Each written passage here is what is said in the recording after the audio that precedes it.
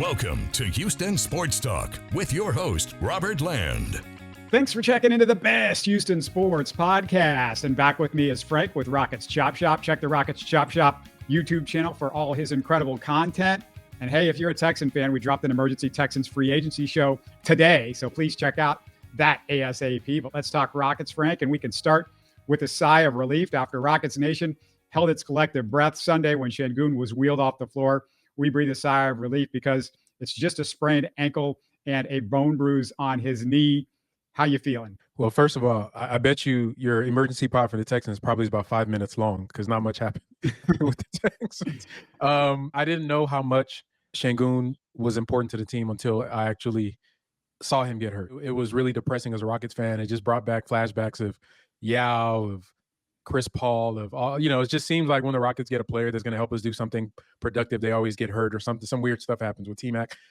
So Ralph Sampson too. I mean, you can go back. It's just like I don't know. I'm not gonna say it's a curse, but for us to hear that it's nothing more than just a bone bruise and a severely sprained ankle, miraculous. I was worried the way he fell, the way the leg kind of looked limp as he was falling. I've seen that before. Usually when you lose control of your ligaments, it kind of just fell and it got caught under him. So all the worst was going through my mind, but it is, I think for the Rockets, this was it's a big day for Rockets, the front office and the fans, because to me, Alperen Sengun is the only tangible asset that we have that we know for a fact that at baseline, this guy is good. Everybody else is still pending. And for us to possibly we could have lost him for a significant time. And then, with these injuries, especially with big guys, sometimes they never come back if it's a structural damage to the person they were prior to. And I just think it's a big sigh of relief for Rockets Nation. And I'm glad that it's nothing more. And hopefully he can get back this summer and keep progressing on as he's been doing this season. Yeah, it wasn't just the concern about could this lead into next year, but also the contract extension that that was going to be discussed this summer, Frank. Yeah, I mean, I said that I made a video reacting to his injury, and I said one of the things I felt bad for him because this is not what you want going into your extension year, especially for a guy playing as well as he has, and he's going to deserve and garner a lot of money. If he keeps up what he's doing next year, his agents are probably going to be asking for the rookie scale max, and for somebody that's put in all this work to get to this point, to have it cut off by injuries. It would have been unfortunate, but for the Rockets, I heard you. I think you had a quick space yesterday on X talking about potentially like the Steph Curry thing, where you get a guy that's not quite 100%, but he's really, really good. So you're able to get him on a sweetheart deal that kind of helps you build out the team going forward. I mean, it just depends on how he comes back. But regardless, I think either way, what we want is a healthy Sengun, and I'm glad that that's what came out at the end. With 18 games left in the season, I'm not expecting to see him again. Very unlikely. Right. And all you can do as a Rockets fan now is hope that something good comes out of the rest of the young core with him off the court. Likely of the core six, it appears to be a major opportunity for Jalen Green, most of all, Frank. He got to step up. I mean, simply put, Jalen is the highest drafted player since Yao Ming. He is supposed to be where Sengun is right now, if not with him in parallel. He's supposed to be better than him as based on where he's drafted, the stock, the team, the equity, all the stuff they've invested into Jalen Green. He's gotten it all, right? All the reps throughout the rebuild, the focus of the team. Sengun being better than people thought this early is a buffer for Jalen Green. It gives him a shield from the scrutiny of being the top pick in a franchise that's trying to rebuild. So instead of focusing on some of his woes and downfalls, he's kind of been almost put to the side a little bit to, okay, that's just Jalen having a bad game. If Alperen Sengun was not good, the spotlight that would be on Jalen Green, not only from the national NBA audience and the local NBA audience, I don't think he would have survived it mentally. So it's been a double-edged sword for him as far as with his struggles. Obviously, he possibly, I'm not speaking for him, feels a little bit marginalized by Sengun's success. But at the same time, it's been a blessing for him because he's going under the radar and slowly taking his lumps and steps and trying to get better as a player without that full spotlight of being the guy in Houston. So this is his time. This stretch we have coming up is Jalen time. I mean, this is it, bro. Like, you got to step into it. If he wants to make a case to get paid next year, honestly, if he goes on a run where he actually keeps the team afloat based on his merits, I think it really says a lot towards that, and is going to build a lot of goodwill with the fan base as well. Every time we see a glimmer of hope, though, from Jalen, you hope he's turning a corner. We've anticipated more turned corners than the Indy 500. Frank, over his last 5 games, his true shooting, 58.6%. Yep. Wow, that's a lot for Jalen Green. It's a big jump, and Udoka is routinely praising his offense and even of his defense. Is this anything? What do you think? I would say it's something. I've seen I think right now the main thing for him, based on the skills he has right now, he's applying them efficiently. The shot selection is still questionable. I think that's kind of one of the things I'd love for him to clean up is knowing when to shoot certain shots. He does have a tendency to overdo it with the bad shots sometimes when he gets going, but that's even improved itself. The defense, the effort is there. It seems like he's turning the page on being a lazy defender. The making the right reads is improving on that, and the way he's scoring is not just him getting hot from threes as we've seen in the past. Which anytime where Jalen scores a high amount of points and then he goes like 6 for 9 for 3, I really don't count those games because he's not a good shooter right now. The games I like are the ugly ones where he's driving to the basket, getting to the free throw line, he's forcing the issue and then making plays off of the attention he gets. And coming into this stretch without Şengün's gravity on the court, it's really going to challenge that because it's going to be a lot of him trying to create space and make decisions without somebody else there to take the defense with them. We've seen him struggle with that, but we'll see. Like I said, this is primed and laid on a platter for him to step in and really make a claim to be a guy that the Rockets need to consider not to trade. He's been in trade discussion, so he can really make a name and say that, I deserve to be one of the names that's, the big names on this team going forward into next season into the future.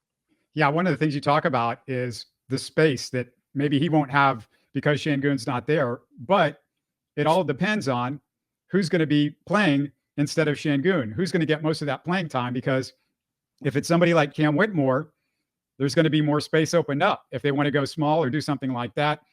Who do you think is going to be in the starting lineup with Şengün out? It has to be Jock Landale, and it has to be Jock Landale just as a function of a screener. The problem with our team, Robert, of playing 5 out as a full-time regimen, especially in the starting 5, is that, one, obviously there's a lot of talented big men in the NBA. Number 2, we don't have a lot of guys that could dribble and play make. They use the pick and rolls and the DHOs as a form of creating action that gives our guards simple reads. Dump it off to the roller, kick it out to the corner. Simple things like that. When you get into isolation, which going small, you have to have guys that are able to break down the defense, get feet in the paint, not only just throw your body into a crowd of defenders, but make plays off of that. I do not trust Fred VanVleet to do that because I don't think he can break down the defense consistently. I don't trust Jalen Green to do that because I don't think he can make the play once he get into the paint.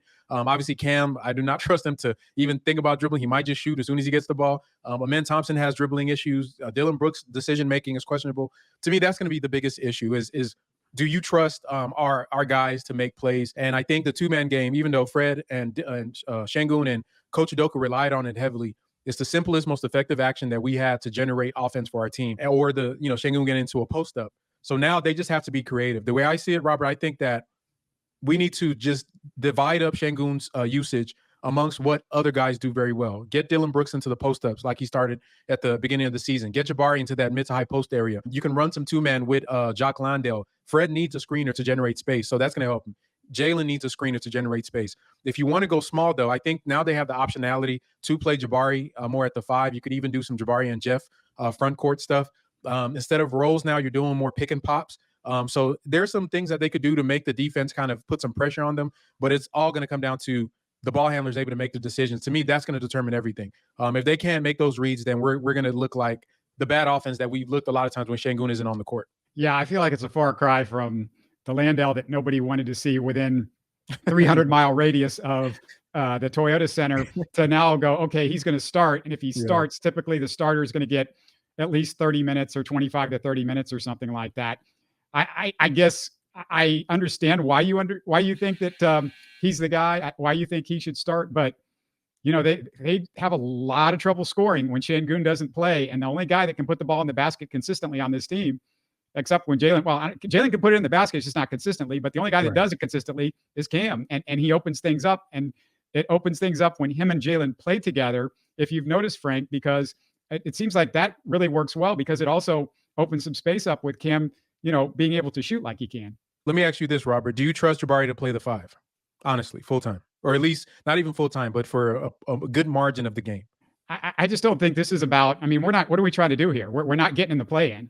The idea here is, just let's see these guys develop. And I want to see more of the guys that we think are the future, like Cam Whitmore, not guys that like Jock Landale that we're talking about, in a couple of months, he's gone. I wholly disagree with that. I'm going to tell you why, Robert. When you were watching that Kings game yesterday, didn't you like the atmosphere? Don't you feel like there's a little bit more oomph in these games for the Rockets because they understand that every single game, in fact, I think their playing already started. It started a few games ago. Oh, yeah. No, I totally agree with the whole idea of you're trying to win. I'm trying to win more than, along with the development. I think it's a big benefit.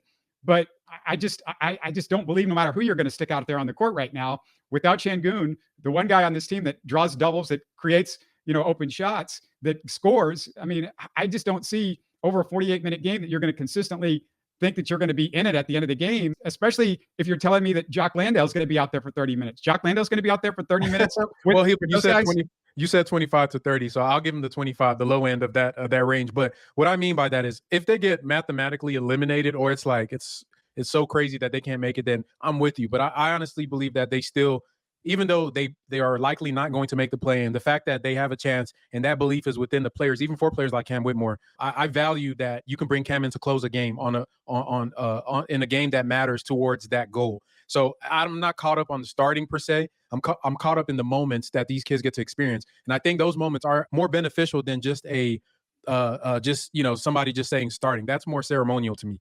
Can you get Cam, fourth quarter, 5 minutes left? Cam and man, you guys are going to go in, because obviously we're not going to try. Now we can go small. Jabbar, you're playing the 5. Here's what we're getting. I think that's what I'm trying to capture. If they do what just going all development or trying to see the young guys, the games are going to be over before they start. So it might get there. I'm not arguing with you about that, but I think that they should give themselves the structure to at least attempt to put together a regular competing basketball team. And if it looks bad after a couple games, then I think Udoka and Stone are smart enough to know, like, all right, Fred, Dillon, hey, we're going to start cutting your minutes down. We're going to pivot this a little bit and try to get some data and some reps with certain lineups. But right now, with the Warriors, Steph being hurt, I mean, the Lakers are on a roll right now, so it really looks like the Warriors are the ones that I don't know if we have a chance, but if that window does open up, I just value even the thought of them thinking that they can make the play-in, even for the young guys. Yeah, no, keep trying. I mean, so I'm not saying not try. Just like I'm just trying to be the real person here. No, you're pessimistic naturally. So well, it's I think it's more like being real at this point in the season. Jalen, talking about him, he's going to be a father in May. We just found out. I could care less about the gossip angle, Frank. But speaking as a dad, is there any way, as a dad, you think this helps him? Yeah, I mean, I have some theories about athletics and family. Like, I think for me, one of my big markers for a star player is that they're married. I don't know. That's just me. To me, I just feel like a guy that has a home and is married is somebody I can trust with my franchise. That's on that. But as far as fatherhood, it's mixed, because there's a lot of clowns in the NBA that have kids. But for Jalen, what I'm hoping is that as a young man, he's only 22 years old. When I had my first child, the realization that you have a child does make you look at the world a little differently, but it didn't really happen until after the kid was born. So I'm not sure. I think it can go either way. I got some friends that have kids that they act the same pre-child, post-child. But for Jalen, I just think he just needs to mature more. And it seems like he's just growing and maturing more. I have noticed that after the news came out of the fact that he was going to be a father publicly, his play did improve. I don't know if it was causing some anxiety or it was something he was thinking about or it was on his mind. But now that it's out and open, maybe he feels the burden of relief that, okay, everybody knows this. Let me go out and just hoop. But, more power to him. I hope that, his lady has a safe delivery. And I think fatherhood may help him just mature a little bit faster so he can really have perspective on basketball being the main way to help his child and help his family out going forward as he has done to get to this point. But yeah, more power to him. I just hope that he just keeps maturing along in his path as a man. I don't know what their situation is, but if Jalen and her are together in the same house, the one thing that we know, since the baby's coming in May, Jalen's going to be getting up early. So maybe, that getting up early maybe inspires him to be at the gym even earlier than he normally would be in the summer. I remember, Robert, there was a story that came out a couple years ago, I think when they were rookies or something like that. And it was released by, I don't know who released it, but they were saying like Jalen Green has been waking up to work out early, and it was like 8 a.m. I'm like, come on, bro. Like the story, it was like he gets up at 8 a.m. to go to the gym. And I'm thinking about guys like Kobe and guys that wake up at 4 a.m. So yeah, I definitely, when you're young, a lot of these kids, they don't take care of their bodies. They don't really focus on what the main thing is. As now he's becoming a father in the NBA, growing. He's 22. He's going to be 23 next season. You just hope everything clicks for him because the talent is there. We've talked about Jalen over and over and over again. To me, a lot of his issues, well, he does have some holes in his game, but even though he's super talented, it's just mentality. I think he loses focus a lot. But I like this stretch he's put together. It feels real. It feels real because he's not always having the best games, but he's helping the team win. So I think that's what I like, and that's what I want to see going forward. A baby makes you focus, doesn't it? Ask Fred VanVleet. After he had his baby in the finals, he turned into one of the best finals performers, guarding Steph Curry, hitting big shots. Yeah, it's a big thing. Let's move to the offense because Udoka told the Athletics' Kelly Iko that he has not given these guys everything he wants to do offensively. He wanted them to master a few things before he gives them the whole bag. And you've shown concern about Udoka's offense. Did this change your feelings? I mean, it's Stephen Silas said the same thing, if you remember. Yeah. That he was saying that so I don't know. It's kind of more of the same to me. Either our players aren't very smart as a collective, or we just have had bad luck with offensive coaches on back-to-back tenures here in Houston. But I definitely understand with a young team, there's not a lot of vets. But even in that, there's still a lot on the table. Udoka, to me personally, is left undone. There's a lot of meat on that bone that he's left. Like you talk about with Cam Whitmore, to me, not playing him in certain lineups more as a spacer, electing to play him, play other players. I know Cam is a ball hog right now sometimes, but I think his catch and shoot ability does open up a lot for the team. You're looking at a lot of the things that they run. It's really one dimensional. I won't believe that a team that has Fred VanVleet, Dillon Brooks, and Sengun, at least those three collectively, they could run a more diverse offense than just pick and rolls or post ups. And I don't know what Ben Sullivan does. He's a shooting coach. We're the worst shooting team in the league. Guys are not hitting their free throws. If he is the offensive coordinator, we're one of the worst offenses. Let me tell you this, Robert. Post All-Star break, the pace has picked up to top 5 in the league. Our shooting has went down. We've gotten worse. We're not as efficient. We're worst points per possession on offense. Everything has really went down. So I'm not sure where you really go from here with the offense. To me, their issues are personnel-based more than anything. And that's a Rafael Stone thing to fix in this offseason. But I've kind of given up on offense, bro. I think right now they just need to try to win games scrappy and run in transition and try to do the little things to try to win rebound and just play good defense. Yeah, it's almost impossible to have a fast-paced offense when Fred VanVleet's playing 38 minutes a game, when you've got Dillon Brooks out there who, he's not slow, but he's not somebody at the wing that's going to get out and run and be fast, and Sengun, who wasn't fast. And of course, that won't be an issue at this point. But I mean, that's something I understand what they want to do. And when Amen and Cam are out there, it makes total sense because those guys will get it up and down, and Aaron Holiday as well. But like the guys that they've got, I just don't think it's all that realistic. I do want to give a little bit of shine to Fred VanVleet because his shooting struggles are over. It looks like the injury made him look bad for a month, but what we saw pre-injury and post-injury, those 10 games that he struggled, and then the post-injury, the few games that he didn't have it together, that was about health, not his ability. I mean, he shot the ball most of the year. If you take away that stretch, great. I mean, he's been fantastic. And I do think, though, that Dillon Brooks's oblique injury is actually still bothering him, Frank. One night, his defense looks good. The next night, he's getting blown by routinely. Do you agree? Yeah, I saw a play, I don't know, it was 2 games ago where Dillon tried to pivot and he tried to change direction and it looked like it was painful for him to do so. I've watched him a lot throughout his career because obviously we played Memphis a lot and I like John Moran as a player. So I followed the Grizzlies. Like one thing you can count on is he's a decent defender and he's been really, really struggling these pretty much for the whole month of February into March right now. And I have to believe that oblique injury is just not fully healed or there's some limitation on his mobility there because his change of direction is not great. He looked better yesterday, but he's been getting beat a lot in isolation, giving up a lot of drives to the rim. And Fred, you're right. Fred has looked great. The shooting is back. The turnovers are, he's been pretty good at that. The assist numbers are great. One of the down parts about the Sengun injury is that I think him and Sengun and Fred really feed off of each other. So I'm going to be curious to see how his efficiency looks without Sengun because they're really tied to each other on the court. But to your thing about the pace, now there's a misconception. Now the players you described, Cam and Amen, they're good in transition, but when it comes to pace, Amen Thompson one of the slowest pace players on our team because the pace you got to think about is how fast you get into your sets, and a lot of these guys cannot dribble. And when they get the ball, they're just standing there over dribbling, trying to categorize what the defense is doing, and it really does bog down the team.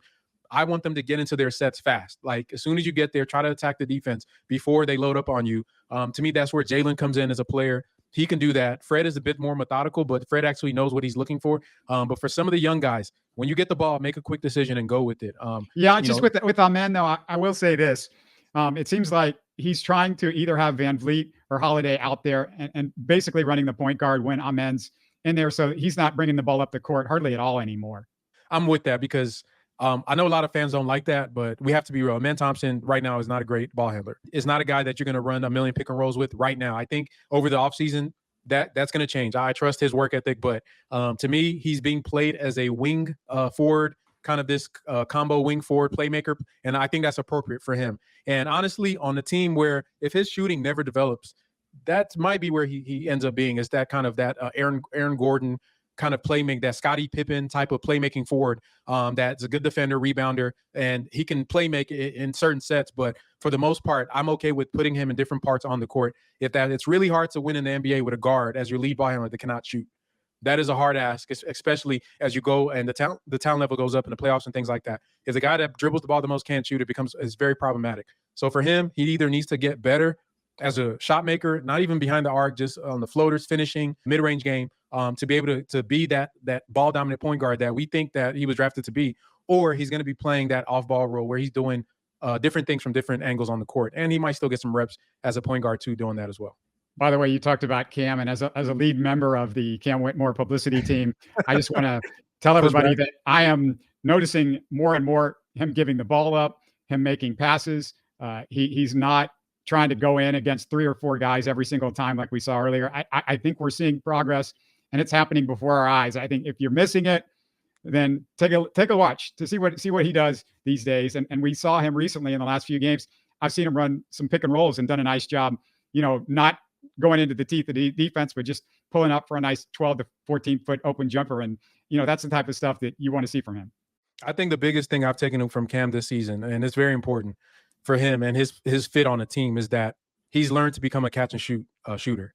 And that's a big deal. When he came in, Cam could not shoot the ball off the catch without having to dribble a couple of times to get himself set up. Now he's able to catch it and go straight into a shot. I think that gives him the ability to be on the court in different positions, because right now ball handling is not his strength. So he's playing more as a wing right now. And as a wing in the NBA in 2024, you have to be able to get the shot off. Because once your offense creates that space where you got to get it off, and he's been doing a great job doing that. I still think the shot selection in stretches has been bad, but he's 19. So that's what you just tack that up to being 19. What does Cam look like at 21 years old? What does Cam look like at 22 when he's Jalen's age? That's a totally different player. But like you said, the micro development is what you want to see. He is passing the ball a little bit more. I'm not going to give him any super credit for that, but I think the catch and shoot ability has been my favorite development from if you go watch those early games, it's like as soon as he caught the ball, it was like dribble, I got to get my step back in. Just getting the ball out on the catch and shoots, I think really opens up our offense, and it's exactly what we need. And I think that's why he gets a lot of burn with Coach Udoka. Yeah, I just the people that I know are saying, well, Amen Thompson and over Cam Whitmore, or maybe they feel more comfortable that Amen Thompson's going to be the guy down the road. I just feel like Cam, what he needs to get fixed is much more correctable. Amen not having a shot outside of a dunk is a long runway to go for him. Yeah, but Amen he's such a versatile player. I think I would disagree. I think Amen thinks the game a little bit more than Cam, and I think that's one of the harder skill sets to have is a guy that's more cerebral about basketball. I can mitigate a lot of things. To me, the difference with Amen right now with his shot is going to be whether he's going to be a prominent fixture as a focused player on the team or just a very elite role player. With Cam, I think he has similar upside. Is he going to be a prominent offensive creator, a wing that you can give the ball to, the Jaylen Brown types, the Jason Tatum types, or is he going to be a 6-man that you just bring in to microwave score? But I like just the fact that he's such a reliable defender as a rookie, and that's only going to get better. I think his skill set, his smarts, the cutting, all that stuff to me just scales up to he's really going to be good. But it's to me, why not both, right? We want both of them to be successful. I think that the Rockets really, really did a good job drafting both of those kids, and I think Udoka's doing a great job. A lot of people complain when they were sent to the G League. You know what I mean? A lot of people complain. I think Cam definitely needed that. You can see the fruits of that now towards the end of the season. So I'm really excited to see how they develop over the next few years. Anything new at Rockets Chop Shop? No, just same old, making the Rockets content, post-game lives. And yeah, just you guys stop by if you want to hear some really good talk about the Rockets. Once again, look for the link to our brand new free agency special on the Texans, the show that we just put up today. In the next 30 seconds, you're going to see it. If you're watching YouTube, the link will be there. Always good to catch up with you, Frank, and thanks for the time. Yes, sir. You're listening to Houston Sports Talk. Hey, don't forget to support us by subscribing and commenting on YouTube. You can always listen to us on Spotify, Apple, or your favorite podcast app. Tell your friends about us and share our show links on social media. Spread the word, everybody. Thanks for listening.